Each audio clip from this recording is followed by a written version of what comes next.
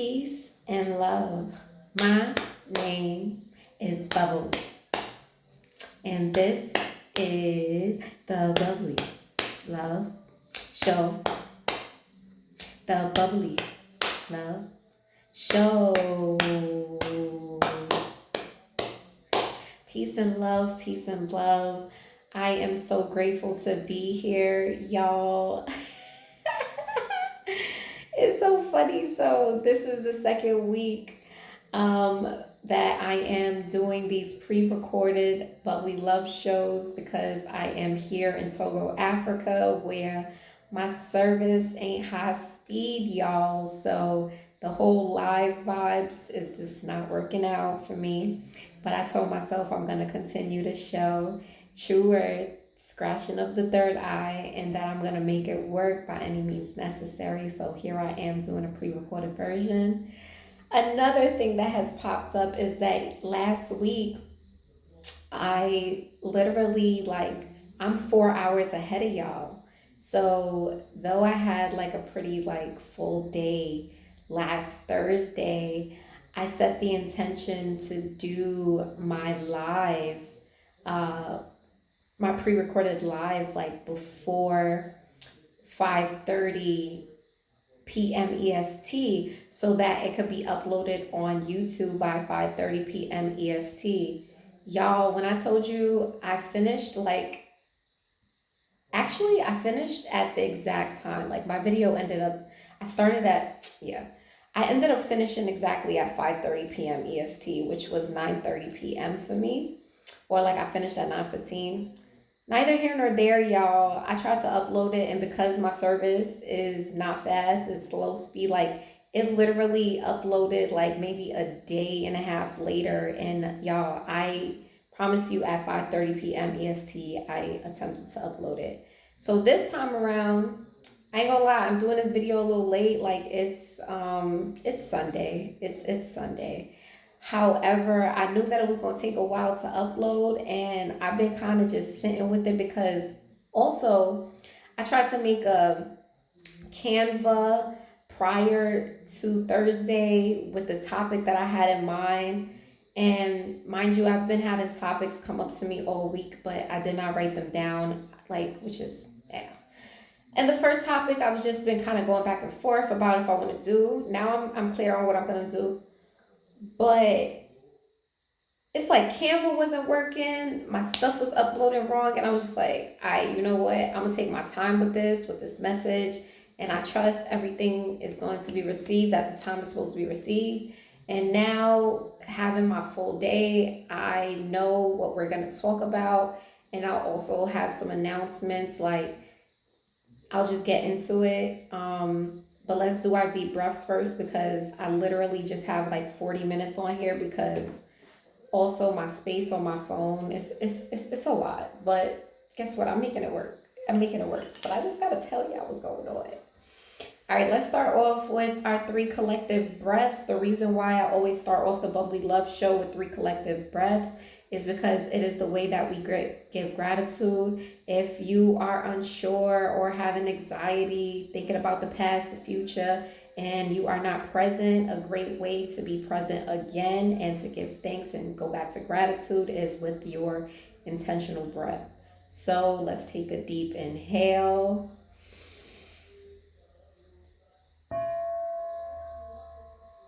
And hold.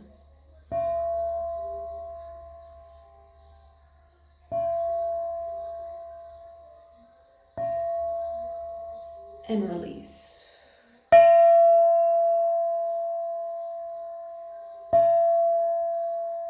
Take another deep inhale.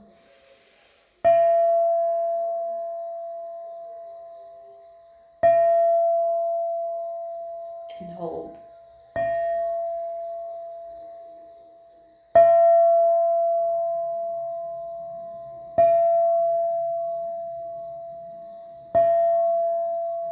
And release.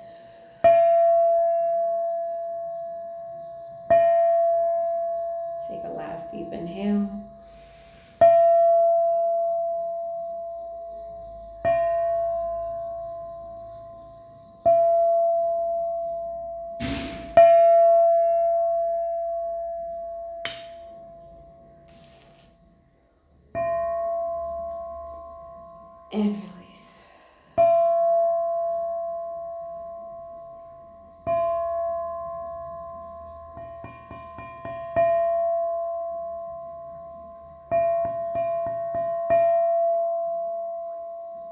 I'm going to take one more deep inhale.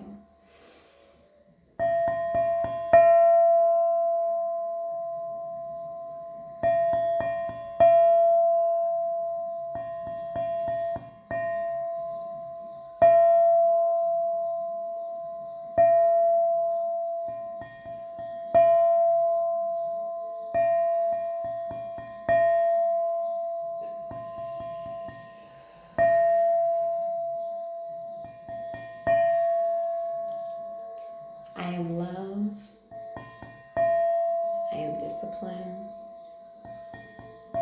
I am guided. I am protected. I am loved. I am cherished. I am right where I need to be. I am balanced. I am whole. I am happy. I'm content. I have everything I need. I am infinite. I am abundance. I am patience. I am creativity. I am magic. I am divine. Ashe, ashe. I am gratitude. Alright, y'all. Peace, peace, peace, peace, peace. We outside, we outside, we outside. Alright, y'all. Oh my gosh. Whew. That felt so good. That felt so good. How about you? Let me know in the comments, how is the gong translating through the Instagram? Like the video. How is the gong translating? Like, are y'all feeling the vibrations? I know I have some stuff going on in my background because it's Sunday. They got this big church thing going on. So in the church, they be playing like all this music. And I believe my grandparents are listening to it. I got grandparents, y'all, that I stay with in Africa. My grandpa, my grandma. Yeah, so I was going to say, I don't really know their names. I just call them grandma and grandpa. Now that I thought about it. They don't speak English, but neither here nor there. I'm going to do my best to like not get off topic today because I know I have a timing on here. All right, so anyway, they listen to some church stuff. And anyways, let me know in the comments how the music is translated, how the gong is translated. Let's get into this topic. So the topic for this evening is going to be about generational trauma. The initial topic I was going to do was going to be sexual trauma. And I found this like pushback because I was going back and forth with how deep I wanted to go when it comes to sexual trauma, because there's a lot I have to share about that specific topic. But it really has come to me that at this moment, at this time, like for real this time, I am going to start a Patreon, because there are certain topics that I really want to deep dive into. And it's really not even like a fear thing about saying certain things here. It's more so a protecting energy thing. And I feel like certain topics that I want to deep dive in, I would just like to create a more private platform so that I can gauge out any others who are not exactly here for like the true like Holy Trinity energy and just like being nosy, or like, that's the word that came to me, like whatever it is. But it's like when you support a Patreon page, because there's paid tiers, right? It's like you really show that you support that artist, that you support that person in a different way, because you're willing to invest in what you are receiving from this. And I feel like talking about generational trauma, one of the traumas is lack and this like entitlement thing. And it's like, oh, if it ain't free, I don't want it, or I'm not willing to invest in this thing. And that's why even with that like lack mindset, that continues to be lack, because you're not willing to invest. And we need to be willing to invest both physically, emotional, metaphysically, spiritually, into the things that we want to receive from. So too many times in the lack mindset, we could be out here just looking for the free things to receive from, and you're not giving back out, right? There always needs to be a balance between consumption and production. So it's like you just want to consume free things that also can be in the same like frequency vibe with like fast foods, right? And fast foods could be your McDonald's, or it could just be like pizza. And the reason why I say pizza is because pizza is a very convenient thing, especially if you're like in New York, and I believe many states. Pizza is just something that's very easy to get your hands on real quick. You don't got to do too much. Go get some pizza, you good. And I feel like the way that the energy behind like fast food and like fast satisfaction can lead into being ungrateful. It can also lead into a laziness type energy because you're not willing to like work and invest in your time even to like go and make a healthy meal. Go to the grocery store, pick up some groceries, take the time to make you a dinner that will truly give you nutrients, all of the nutrients that you need for your body. But you just want fast satisfaction that can be connected with sex, that can be connected with just like those fast desires, right? So it is important that we are willing to invest both our money, right, and our time and energy into the things that we want to receive from. So for instance, if there is a skill that you are working on, invest your money into the classes, the tools, the resources, the mentorship, like whatever it is. If you are working on something, invest, because money is simply a tool that we gain to, it's supposed to work for us, not work against us. So if we're being so like selfish to like try to hold everything in, or like that lack mindset, which I believe I was just talking about last week, of like, no, it's mine, I don't know when I'm going to get more, so I'm going to hold on to it. That's lack mentality, and it's not going to bring you abundance in any type of way. It's going to be more and more lack. It's going to continue to be lack because you're not even willing to invest $5, $10, $20 on a class here and there, mentorship here and there, a service, whatever it is, right? So it's very important for even me doing my work, my spiritual work, that I am putting value on the things that I'm doing. And as open of a person as I am, though I love to be an open book and share, I'm also realizing that there needs to be a balance in like me just putting value on certain things. So when it comes to like my deeper stories and my deeper teachings, I would like to have that on Patreon. Eventually it will be on my website. I know that there will be more in store, but I know in divine timing I'll be able to have a platform that's even more secured and private than Patreon. But I'll use Patreon for now to get it started, because I'm not making no excuses.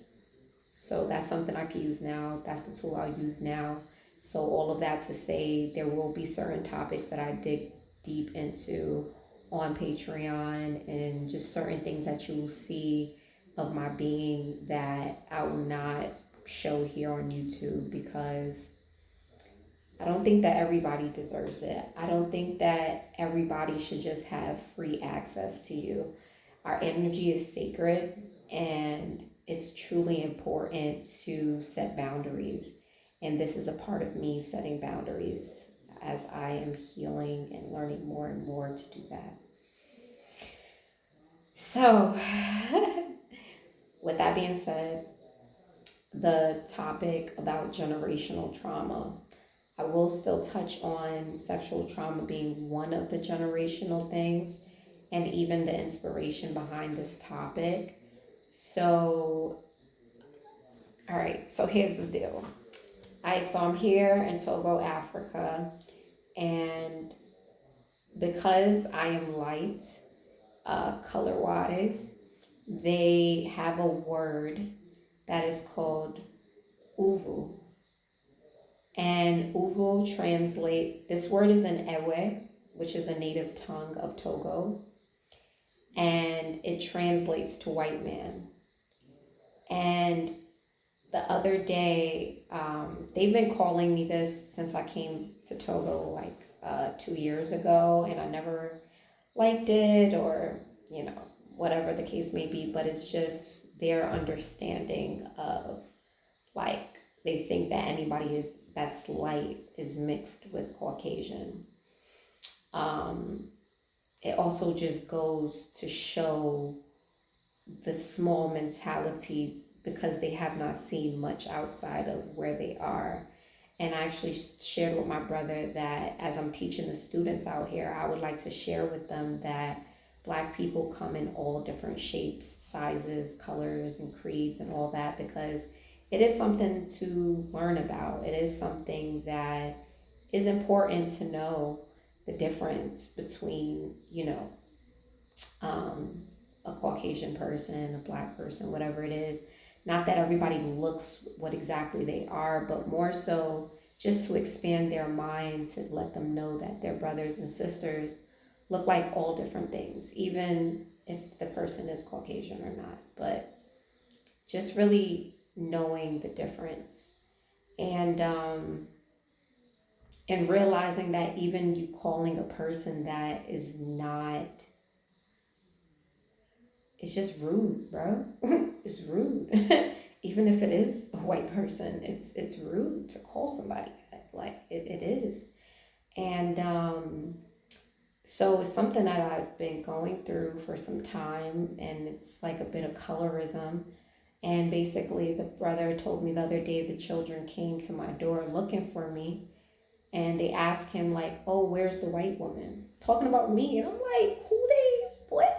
They was talking about me. I'm just like, you know what? Hey, bro, like, I'm like, we need to turn this into a lesson, son, because we got to teach them.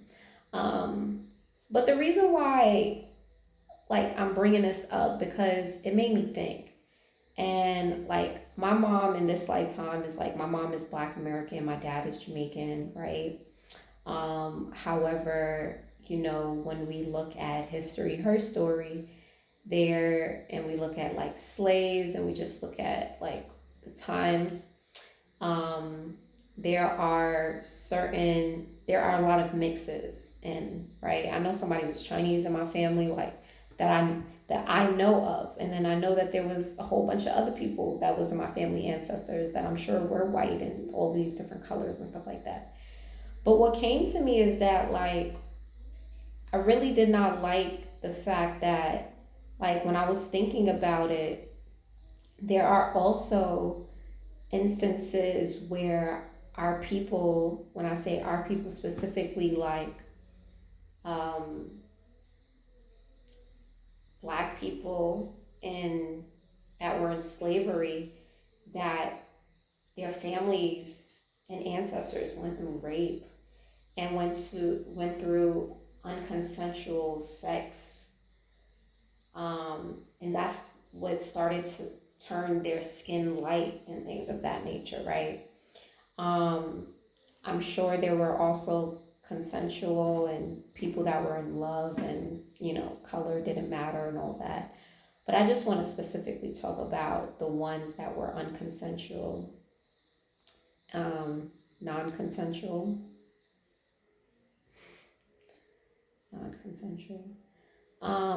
and how much trauma, like, how that trauma just pours into, like, the next generation, and specifically sexual trauma, and how that starts to translate in your being and your attitude and how you act, and whether it's that you're overly sexualized, or it's that you're completely disconnected from your sacral chakra because you're just in fear of even expressing that part of you. So it's two different extremes, and it's all about coming back into balance. So that's sexual trauma that is very generational. That's why it's essential for us to heal our womb, for us to heal our sacral energy, and to tap into that energy, because knowing that it's one of the most powerful energies, because the womb and the sacral chakra is literally creativity. That's connected with three. That's connected with the Holy Trinity. That's connected with when a male and a female come together and they create a baby. That is life, right? So if we are blocked in the chakra, or chakras really, where we give life and give birth, then what does that mean? I feel like it means that we're disconnected from our higher self, because it's it's meant for us to create. Like, we are here to create, and creation doesn't necessarily have to be a physical baby, but it can also be spiritual babies. And what I mean by that is your ideas, your imagination, the things that come to you, the things that God gives you for you to create. And if there's blockages here, then we're not allowing ourselves to be in that essence of creativity. Therefore, you're blocked in what you're actually supposed to be doing while you're on this earth. Like, we're all here to create something. We're all here to initiate something. And initiate is to start, to birth, to, right? So it's like, to birth.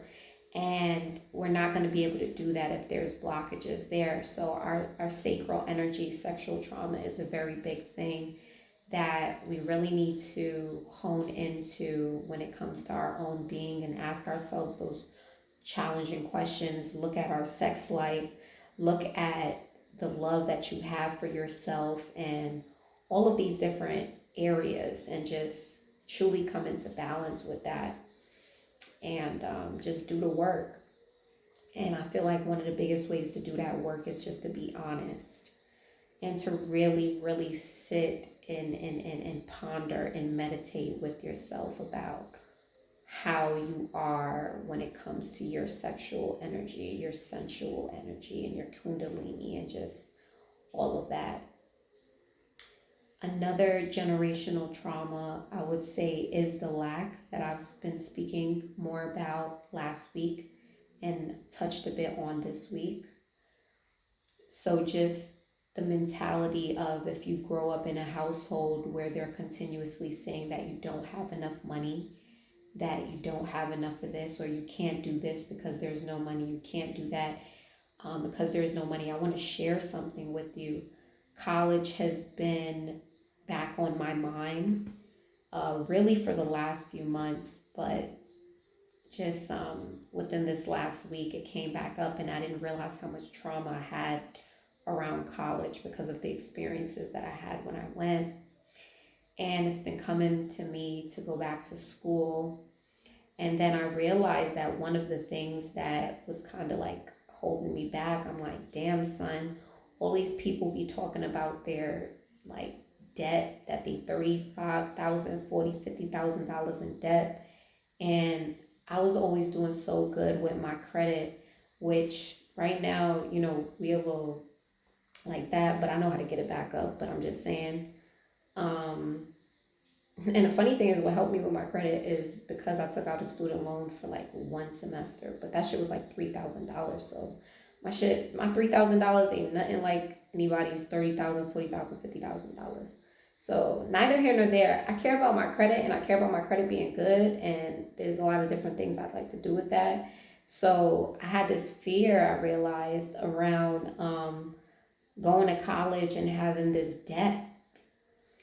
And I told myself a long time ago that if I want to make a choice, that if it's around the idea of not having enough money, or anything having to do with money, right? right? Well, yeah, that's it. Like not having enough money, I was going to do it because I realized that money is just it's a thing. Like it's a thing to be used, and it's like if I'm being called to do something, God will make sure I'm provided for. God will make it work for me. God will be in my favor because I'm called to do this thing, especially when it's coming from a heart space and not a selfish space. Like I just want to buy something expensive to satisfy my ego. But truly, because it's been in my spirit to actually major this time in something that I finally realized that I'm connected to and I love, which is mental health and art therapy, and to really just hone in on these topics so that I can literally be the best like therapist, counselor, teacher, advisor, mentor that I could be.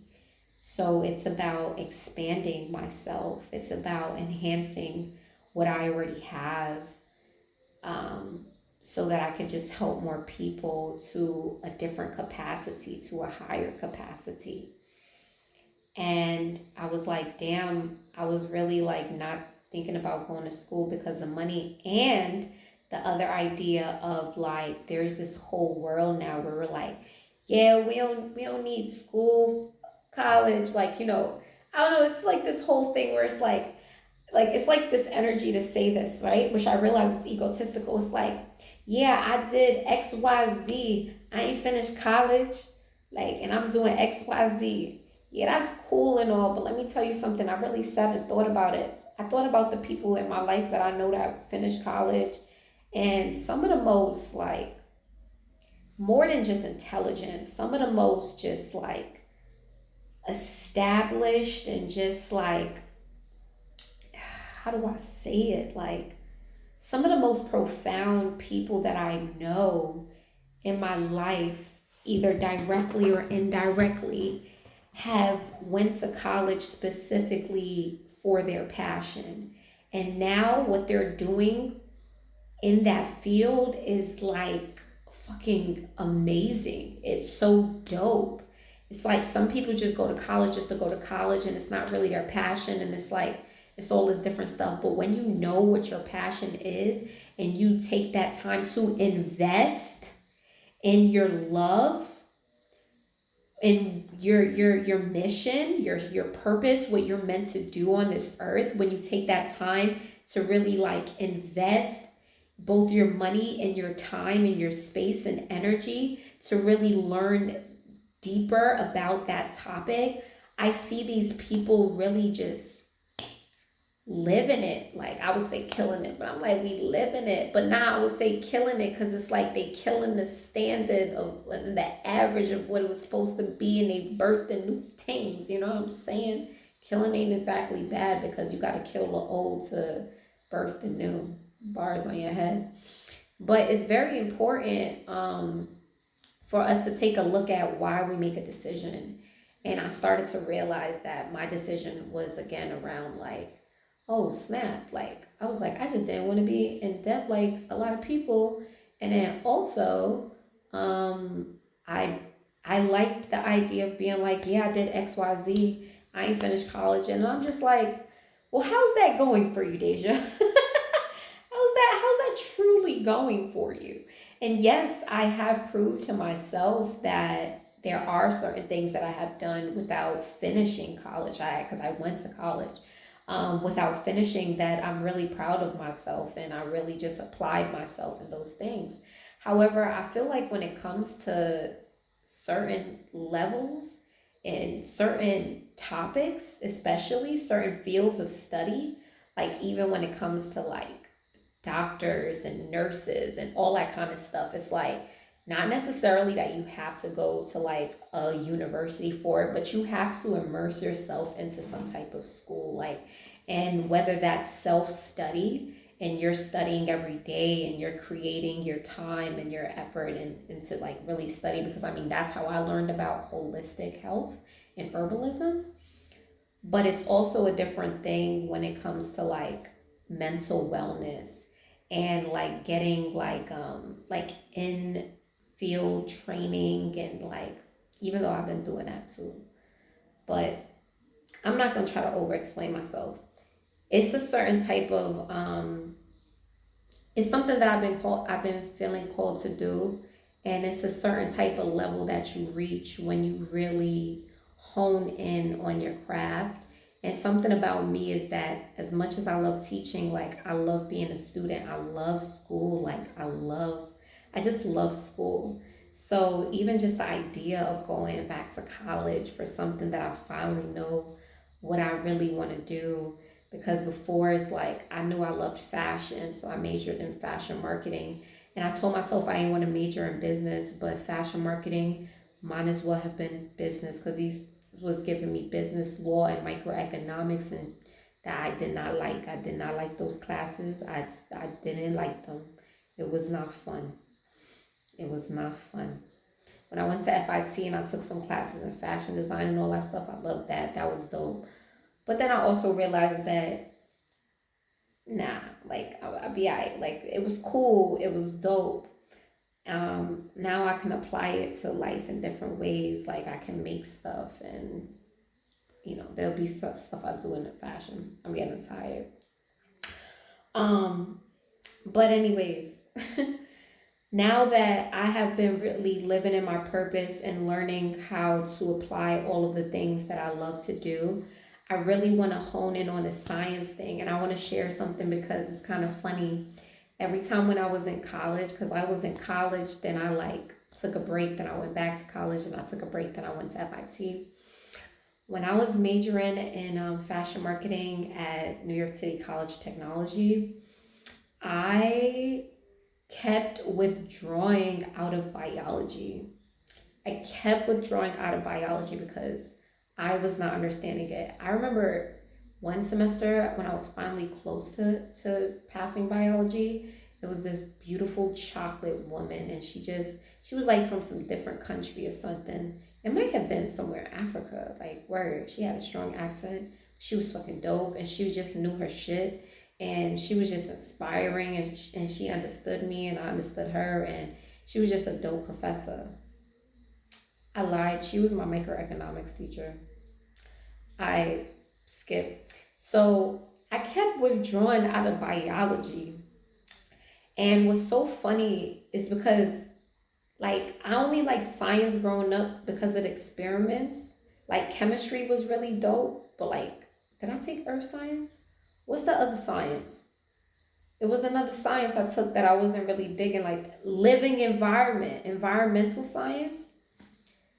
It was because I had a really cool teacher in high school, but I can't tell you not one thing that I learned about that. Chemistry was dope because the periodic table, and once you get the elements in the periodic table, like, and I'm elemental, so that makes sense. I was digging that. Brianna was a dope teacher, not Rihanna the artist, Brianna my teacher. She was dope. Never got to take physics. Anyway, science was not really my thing. Even though when I was a little girl, I liked science. What I'm saying is that sometimes when we're like meant to do something, it's like this resistance to put that work in, and again, invest yourself, your time and your energy into that thing. And I realized that it was resistance against it. Then as I have been for the past 5+ years now, so much into herbalism and studying botany and all this stuff, I realized just how much connected it is to biology. I'm like, yo, I did love this stuff. I just didn't understand what they were saying in school. And I just didn't understand how it applied to my life. But I ended up going through experiences where I see like, oh shoot, I love this. This is dope. So I do feel like there's certain things when you learn it in school, you're like, wait, what? But then there's also like, it just depends on the professors you have. It depends on the university you have. Because when I went to New York City College of Technology, when I tell you I had some of the best professors in the world, like it was like I had some really dope professors. And I just feel like I was not majoring in the right thing. it wasn't like I wasn't passionate about it enough, because really I wanted to major in like fashion design, but I didn't make the program. I'm doing a lot of rants tonight, but you know what? I trust that everybody will get what they need to receive. So I'm going all of these topics talking about generational trauma. So generational trauma, even being connected to some of the things that, like, oh, there we go. Generational trauma connected to college. It could be like your family all went to college, or they all, like, they have this thing where it's like you got to go to college or you won't be this, you got to go to college or you won't be that. So that could be a trauma as well. And I'm be honest too, that was a thing with me, because I was like, oh, my mom is like telling me I gotta go to college right now, or I gotta move to Florida with my dad. And I'm like, I just wanted to take a break. I did not want to go to college. I just wanted to take a break. But I had that ultimatum, so I just decided to go to college at that time. So that could be a trauma as well, like a family telling you that you won't succeed unless you go to college. So ultimately, what I would say is that you need to have some type of disciplined study to do anything good in your life, right? Like a disciplined study. I feel like I've learned so much about mental health and and healing through my real life experiences. That's why I would like to learn some more like academia about it, learn more science and neuroplasticity and neuroscience about all of it and connect it, just so I could just be the best. Like, I just want to be the best in my field, like one of the best in my field. And I feel like one of the ways that you are the best is that you just have a disciplined study. And for me, I can study myself. I just be having a lot of things going on. So having classes for me just works. Like, it works for me. Neither here nor there. To end off with the generational trauma, generational trauma can also connect to family members who have not followed their purpose and followed their calling in life and followed the thing that they actually love. So when you share with them whatever you're passionate about, they may not be receptive to it. They may even doubt you. They may even say things that are a bit discouraging. But I realize that I go back to the 4 agreements with that, with not taking things personally, because a person can only meet you as far as they have come. They can only give you a perspective that they know to be true for themselves. And truly, they're not really talking to you. I gotta call him back. They're literally getting, they're projecting a fear onto you. They're projecting something that is not yours, it is theirs. And it is important for us to detach from that space and to know that we can be the first ones in our family to do something. We can be the example. We don't have to live in anybody's shadow, no matter who they are in your family. We don't have to live in their shadow. We can choose to create our own light. We can choose to be that light. We can choose to be a leader. We can choose to be the starter of something new, the creator again. We can choose to birth something. We can choose. It is all in the power of choice. So sometimes we may not feel like our family gets us because of where we're at and how it's just a different time. But it's important for us not to take up upon that trauma, and it's up for us to alchemize and to heal that trauma. And the way that you heal that trauma is that you do it anyways. Even if they don't get it, you do it anyways. Even if they don't understand it, you do it anyways, because it's up to you. I just said this to my love today, and I said, showing somebody that is not on the same frequency as you, something is like showing a blind person a beautiful painting. Shout out to my blind people. You already know we here, but this is just a connection. It's like showing a blind person a beautiful painting. No matter how much, you can try to explain it, they just do not have the capacity to see it. So do not spend your time trying to make somebody see something that they just cannot see. They do not have the capacity to see. It is not up to you to do that. It's up to you to just be the example. So how do we heal generational trauma? Is that we are the examples. We are the ones who puts in the action, who puts in the work, who does what it is that we said we're going to do. Be the example, be the example, be the change that you want to see. Do not hold resentment for anybody or anyone or anything. That is just a mini hate, and we don't have no hate in our hearts. It's just love. Alchemize it, transmute it. You have the power to do that. So it's important that we heal this generational trauma. It's important that we tap in to ourselves and our divine reflections and that sacred energy of creativity. I bubbly love you. I got 2 minutes left, so let's end with some deep breaths. I trust that everybody received what you shout today. I know I went on a few tangents today, but you know what?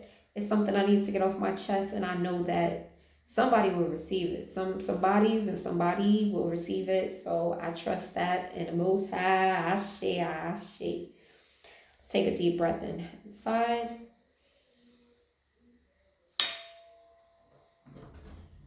Okay. Okay.